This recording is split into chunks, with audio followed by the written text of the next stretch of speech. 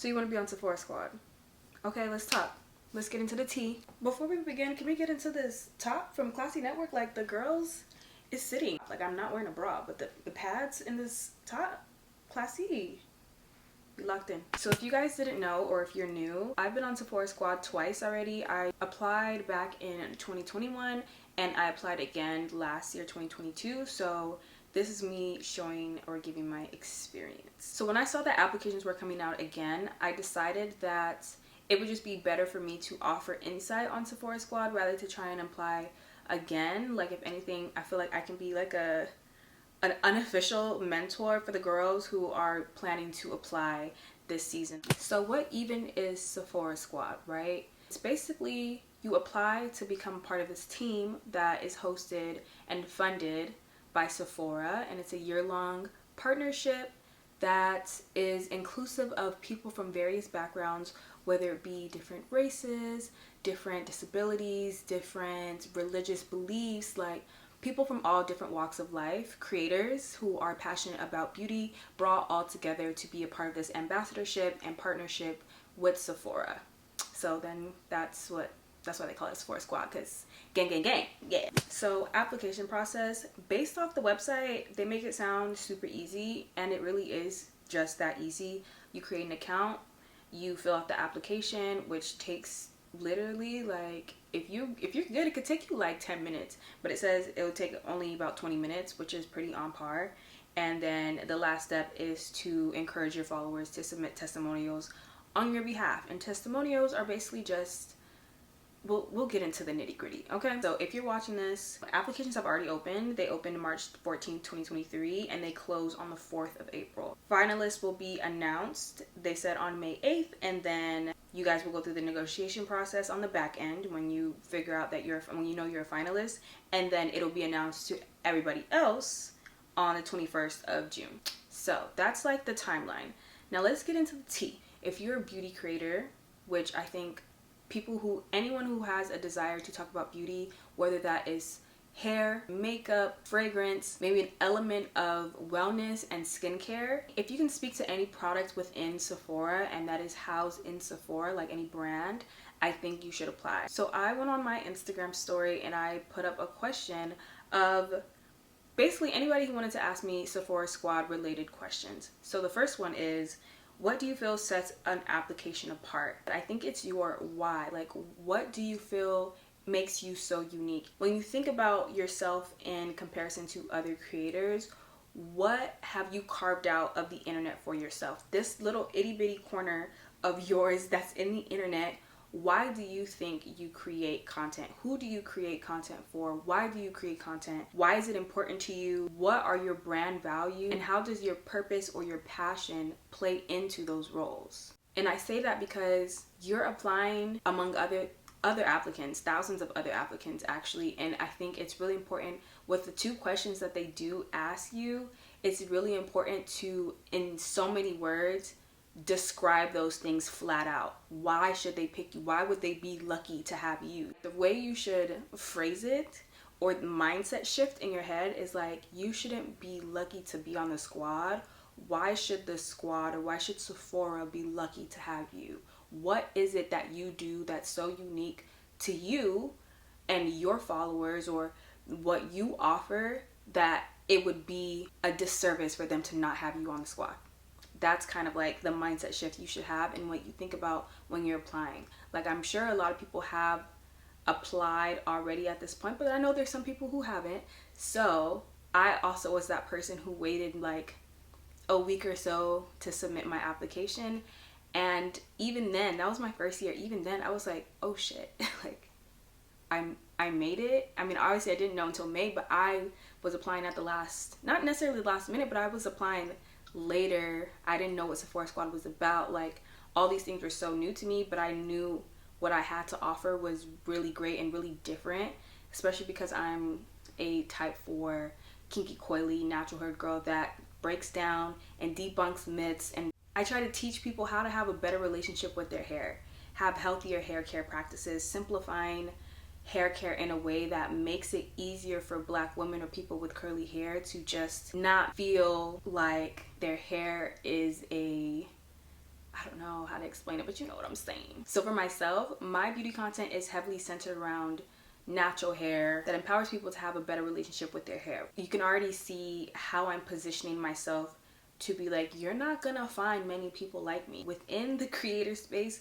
you're not gonna find many people who talk about hair in this way, how I am with this community that I've had and what I've carved out for myself. And it's not necessarily like, oh my God, you have all these followers and X, Y, and Z, but it's like what my value is. People obviously are following me now, but at the time, this is what I think my brand is about, my personal branding. Like, this is who I do it for, basically. This is who I do it for, and that speaks to what and why you should be on Sephora Squad. Someone asked, do you have to be a beauty influencer to apply? Also, do you need a large following? I personally think if you can speak to any of the products in and within Sephora, I think you should apply. Skincare, hair care, makeup, fragrance, some wellness stuff like that. If you can speak to that, then yes, you should apply. I don't know if you would necessarily label yourself as just a beauty creator, but like if you were a travel creator, you can also speak to those things, like what you take when you travel, the skincare you do, how you do your makeup while on vacation, while not on vacation, etc., etc. All those elements, if you can tie it to your personal branding, then yeah, you should apply. Also, do you need a large following? No, absolutely not. I know creators that I've met and befriended on the Sephora Squad for the past 2 years that have under 10K, under 5K, and have been on it not once but twice. They've created a small community that still speaks volumes. It's really important not to get caught up in the, oh, I have to have these numbers, or if I don't have this large following or big following, that I can't garner these testimonials to follow suit. If your mindset is stuck on the vanity metrics behind it, you're gonna get stuck in like this analysis paralysis of thinking that you can't do something because of whatever numbers. Like, you're not there yet, which doesn't make sense. You should still do it. Still apply. Like, the worst thing they can tell you is no. Literally. I applied 2021 the first time, and I had no idea what Sephora Squad was. I just knew it had something to do with Sephora, something about beauty. I saw a lot of makeup girls talking about it. I was like, I don't know if they take like people who talk about hair. Like, I don't talk about makeup that often. I don't really talk about skincare like that. Like, I've talked about skincare a bit and me trying on my skincare journey, but I haven't really talked about anything besides hair. And I'm like, this feels like it wouldn't be for me. And at the time, I didn't have a huge following. I don't still to this day consider myself huge. I'm like a mid-sized creator now, but before I was like a micro creator. And I'm still like, yeah, I don't know. And I think I didn't apply until the last week, and I got in. I had about 500 testimonials, and then the second time around I had like 100 testimonials. But like, it literally doesn't matter. I know people who applied this past year and didn't ask for any testimonials. I know people who gotten thousands of testimonials and didn't make it onto Sephora Squad. It really truly is a holistic approach when it comes to viewing your application. Your application and your testimonials should be a compliment to the content that you already make.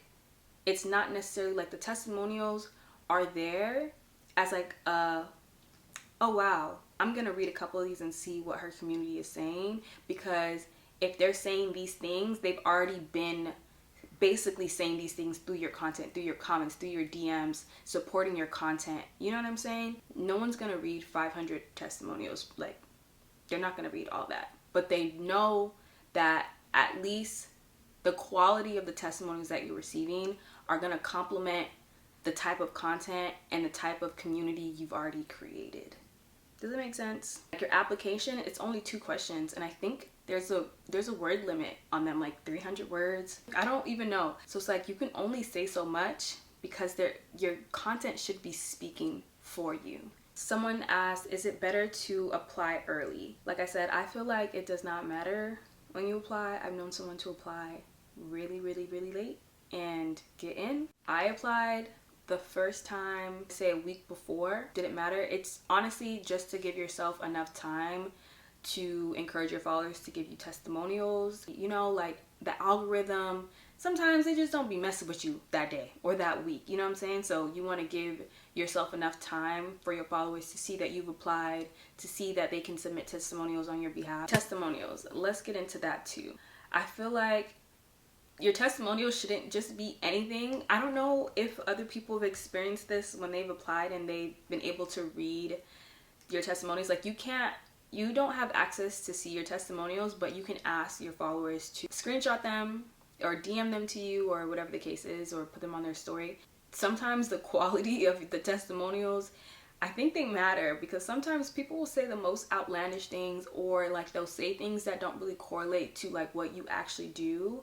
Like there's some people who just really want to support you, which is great, but they'll just say anything. So I feel like it's important to phrase asking your testimonials in a way like, if you've ever learned something from me, feel free to tell Sephora Squad what that was, or why you decided to follow me, or why you continue to follow me. I think those are all great question starters or thought starters, so that when people are like, oh shoot, what do I say, or what do they want me to say, it's really as simple as, why did you follow me, or why do you continue to follow me, or have I inspired you in any way? Have I changed the way you think about something in any way, or apply your makeup, or apply your skincare, or think about your hair, or the relationship with your hair? Things like that, I think, are all great ways to garner quality testimonials. Obviously, quantity is what people want to see, because we're so used to instant gratification and vanity metrics and etc., etc.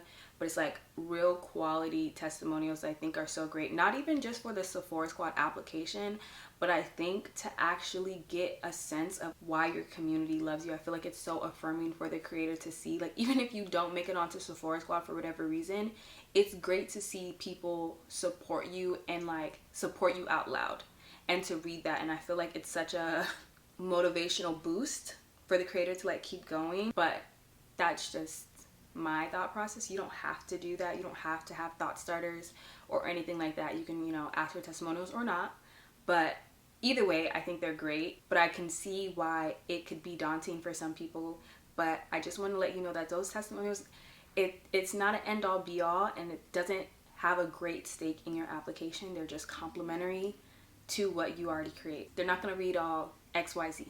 Even if you don't have 500 or 1,000 or whatever the case is, your 5 or that 1 is still going to be looked at in holistically with the rest of the application, because they want to see everything else too.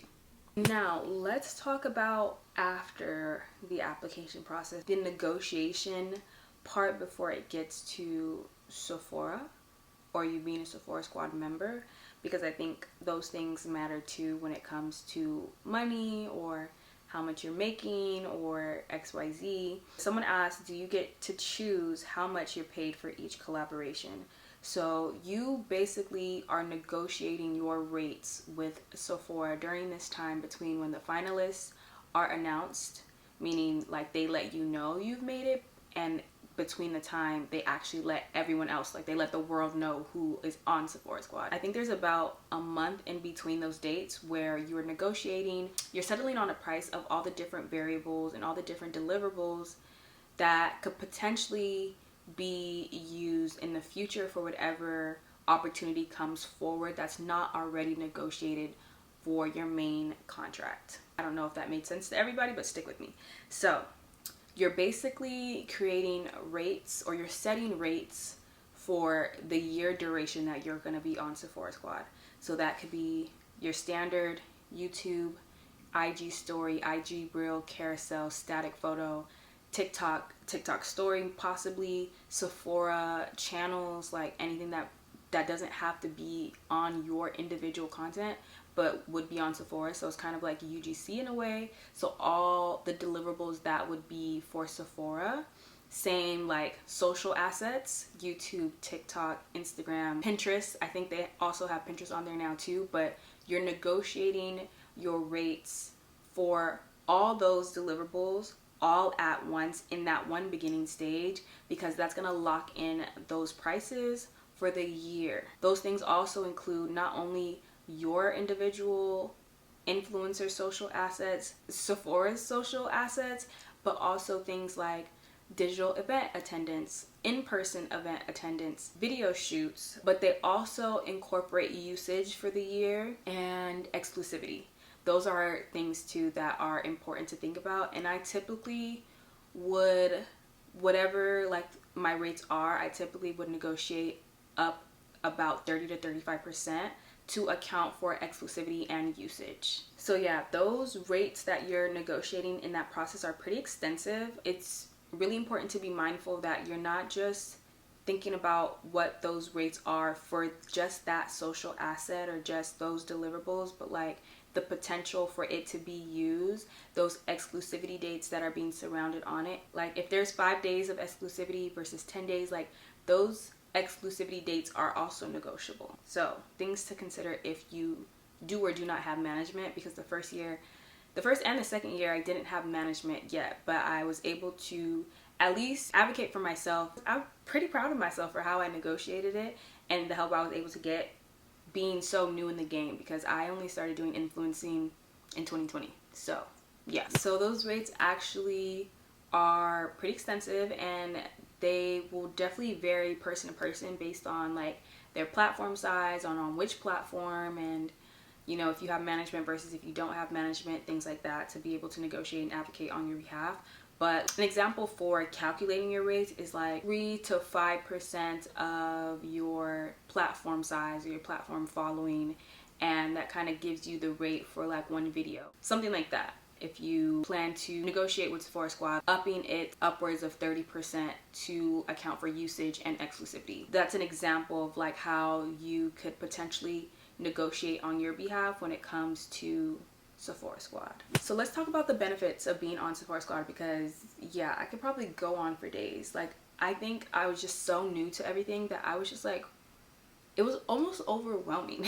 Like I think let me just talk about the major overall benefits that you receive with being on Sephora Squad is, for one, you get so much access to products, PR, gratis, that you wouldn't normally have, because literally anything within Sephora is now kind of like up for grabs. A lot of brands will reach out, congratulate you being on Sephora Squad, and they'll ask for your address. A lot of times Sephora will do like a, what do you call it? They'll opt you in or ask if you want to opt in for PR or opt in for gratis for this quarter or for this segment of the year. You get so much PR almost to the point where it's like overconsumption. Like feel free to not opt into stuff. You're able to tell brands that you are at capacity. There's just so much. And I think also for me personally, I used to not be able to afford stuff. Like I hardly ever shopped at Sephora because I just, whatever I had,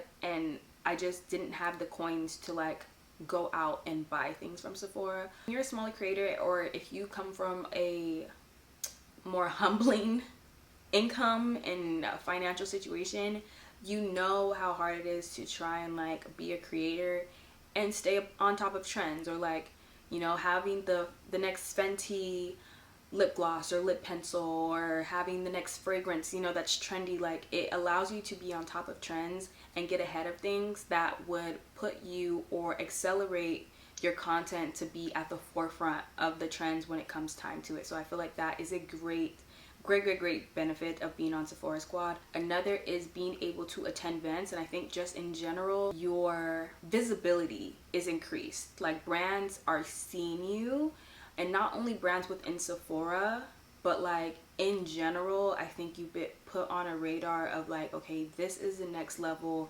of beauty and beauty creators. Like it's kind of giving you a kind of a platform, and from there you can kind of accelerate it how you see fit. But I think it really gives you visibility to be able to go to brand events, to be able to go on brand trips. I think it just puts you a little step ahead if you weren't already there before, because when I got on Sephora Squad, it wasn't necessarily in conjunction with Sephora, but my first brand trip was with YSL, and I think that was because I was on Sephora, and I met a lot of Sephora Squad members then, but it was in no correlation with actual Sephora Squad. And I think me being on Sephora Squad put me on the radar for YSL to be able to go on that brand event. So that's things that I mean. And how that brand event blew my mind. If you haven't already watched it, I have a vlog on it, but it blew my mind, and I met so many people there, and I was able to establish so many connections that I still have to this day.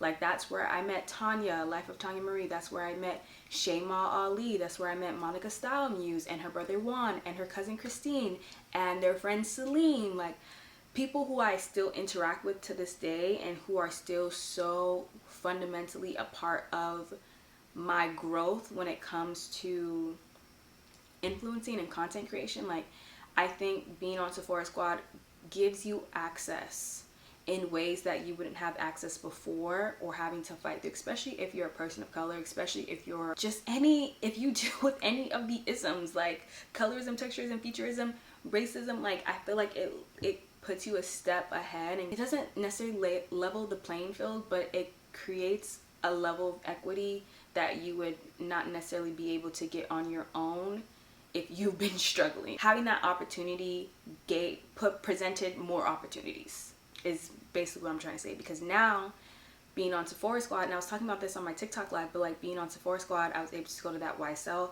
brand event in Palm Springs, which was 3 days long, a luxury brand, like insane. But ended up meeting people that have opened up pathways for me, helped me build a team. Like, I was able to get an editor and an assistant, being able to connect with people who were familiar with those areas and expertise. That was their zone of genius. Being able to connect with people, make actual friends within the industry, network, talk with OGs, like people I've been following since I've been in college. Like, it's been a connector, and I feel like that's amazing. But at the same time, you also have to take advantage of those opportunities. So I've seen people take off with Sephora Squad, and I've seen people also not take advantage of the opportunities present. So definitely advise to, like, if you get on Sephora Squad, take advantage. Another benefit of being on Sephora Squad is being able to connect with brands outside of Sephora Squad. You're giving an extension, or kind of like a lifeline with brands,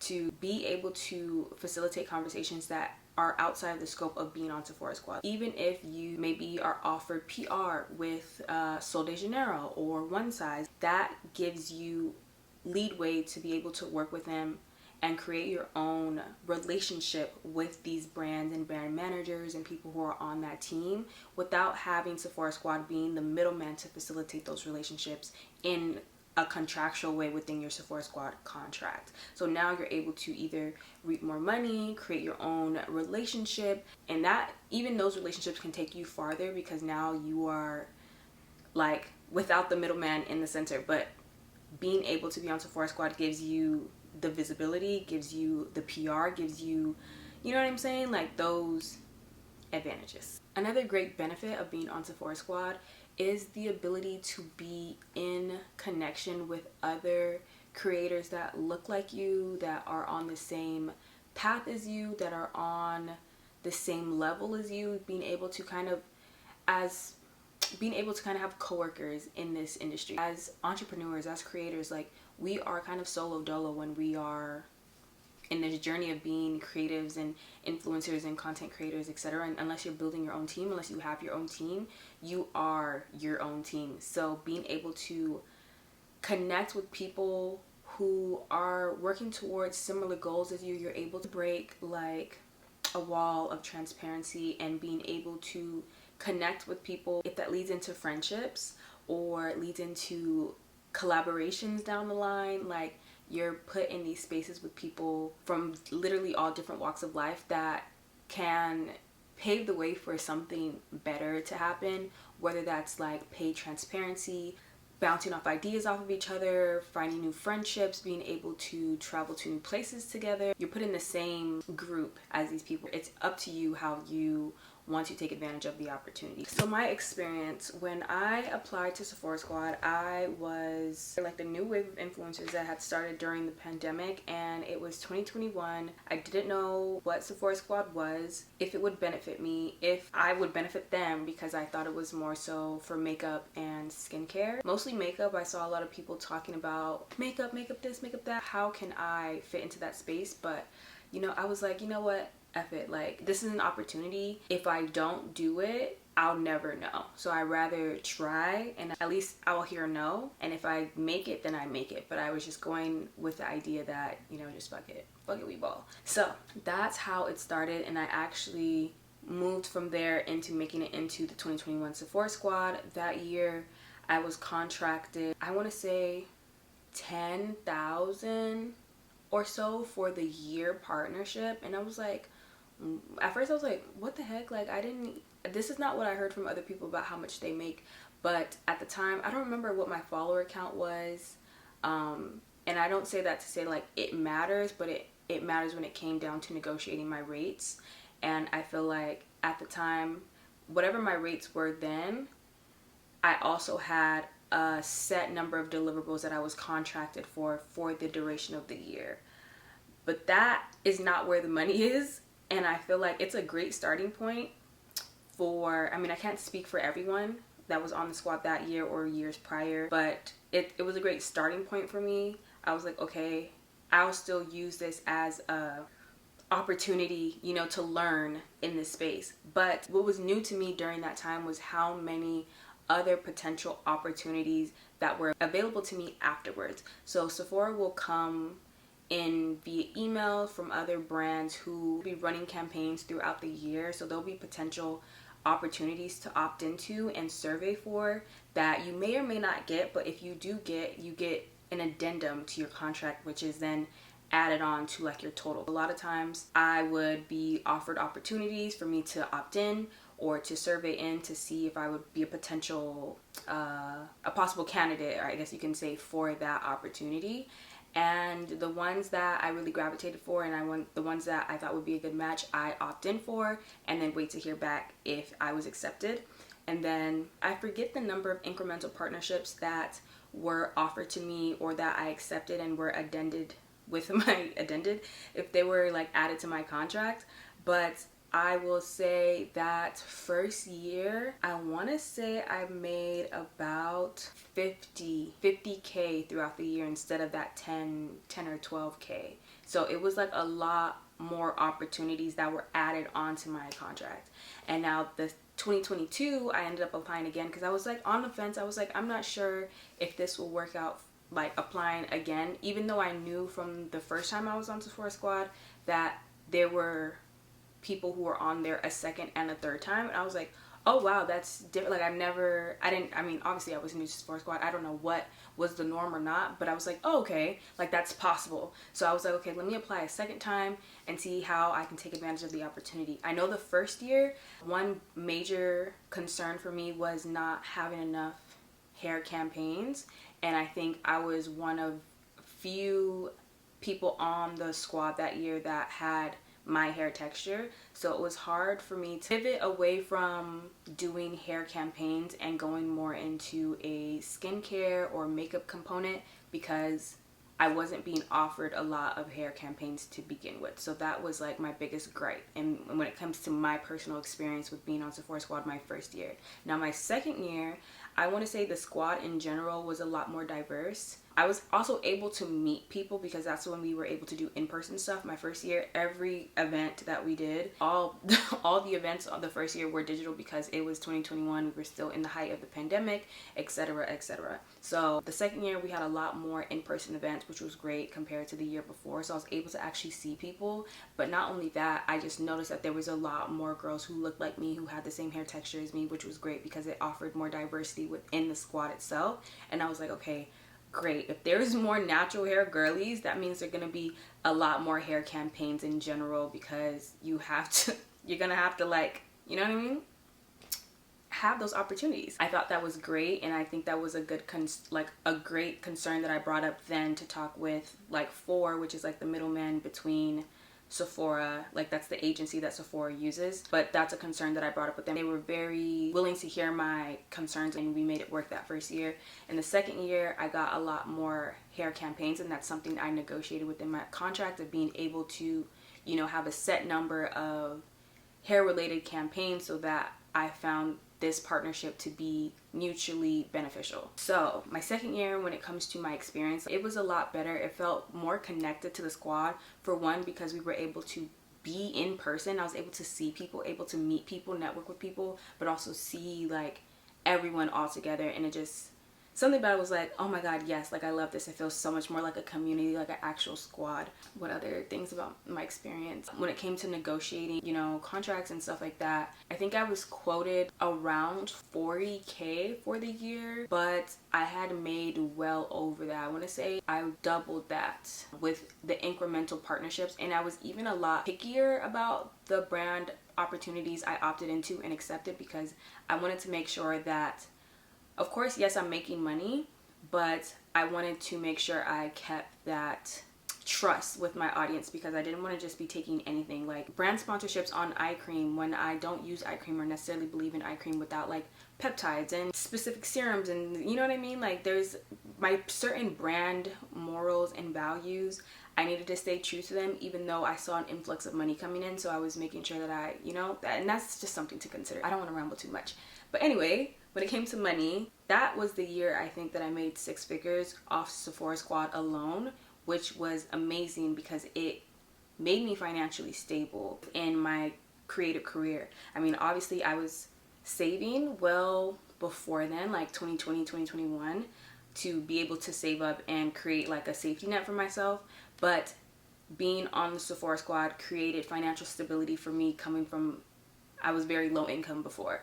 So that was just I feel like the biggest takeaway for me when it comes to Sephora Squad is giving me the ability to be on my own 2 feet, because being a creative in any industry is really hard to like live off of just your creativity. So I want to say that to Sephora Squad, like if I can thank them for anything, it would be being financially stable. I'm trying to think of what else I can speak to when it comes to my personal experience for being the agency that is the liaison between Sephora and clients and the squad members. They are great. Like they make you feel so connected. I feel like at least the ones that I had, like Harmony, Stephanie, if you ever have them, they're great people, but you'll get to know them. And I think it's also important to like create relationships with not only the brand, but like the people who are facilitating the conversations to be able to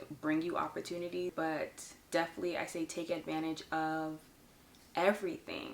To sum it up, please apply, even if it's your first or second or third time. I know people who applied their first and second time and didn't make it, but on their third time made it, and now they're like mentors, or now they're getting on a second time being chosen by Sephora Squad to be like a level up to help newbies coming into the squad, which is amazing. So it's like, don't ever count yourself out. Always bet on yourself. Put yourself out there and apply. Don't worry about the testimonial. Literally, it's a holistic application and approach when it comes to determining who will be able to join Sephora Squad. So don't rely on the vanity metrics so much that it deters you from, you know, putting yourself out there. When you make it to a finalist round, definitely be cognizant of the negotiation phase between when you are chosen and when it is announced that you've been a part of the Sephora Squad, because those rates that you lock in at that time will be the rates that they use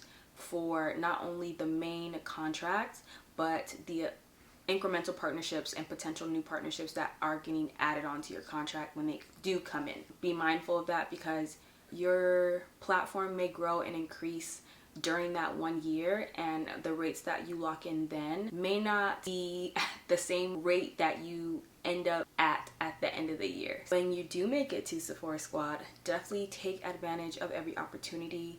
They have office hours, workshops with being able to go to brand events, network with people, find the founder, network with the founder. You never know that those opportunities can then turn into a paid partnership and a long-term partnership down the road that doesn't require a middleman, but you're directly working with that brand in itself in its own right. Things will feel overwhelming. For me, they felt really overwhelming, especially if you're a newer creator or someone who hasn't gotten partnerships to this magnitude before. It's really important to be organized and know what your capacity is and be honest about those things, because there will be times where there's just a lot of PR coming in, and it's going to be hard to feel like, okay, where do I start? What do I do with these things? How do I organize it? The partnerships that come in, they're on your calendar. they want a concept sheet, they want this, they want that, and you have to then become a little bit more organized in order to make sure that you're keeping up with deadlines and you're keeping up with submitting content and just things of that nature. I think the greatest thing about Sephora Squad as well is that I feel like it teaches you to be a better entrepreneur and a better creator when it comes to the business side of things, because you're gonna have a lot of free range to do, you know, with your creative concepts and etc. But I think it lays a foundation down on being a better and more organized creator, because they kind of facilitate, okay, this is the concept sheet that is due, and when the concept sheet is due, then we'll go back and we'll ask for revisions if it needs to align with the brief that the brand sent over. It's going to teach you to be more organized, because you'll know, like, okay, this brief is coming in, I need to remember to stick with the brief, this concept aligns with the brief, when I submit the concept, etc.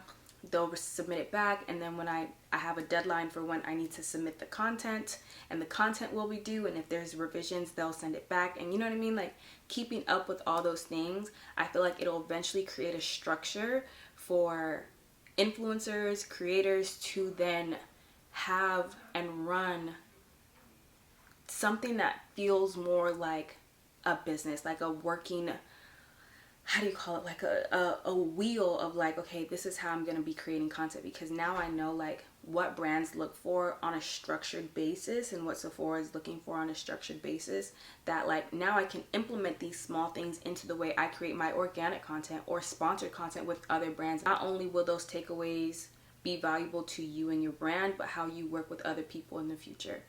So, woo, that was a lot of information. Y'all. I'm so sorry. I feel like I'm just rambling. But if any of you found this helpful, thank God.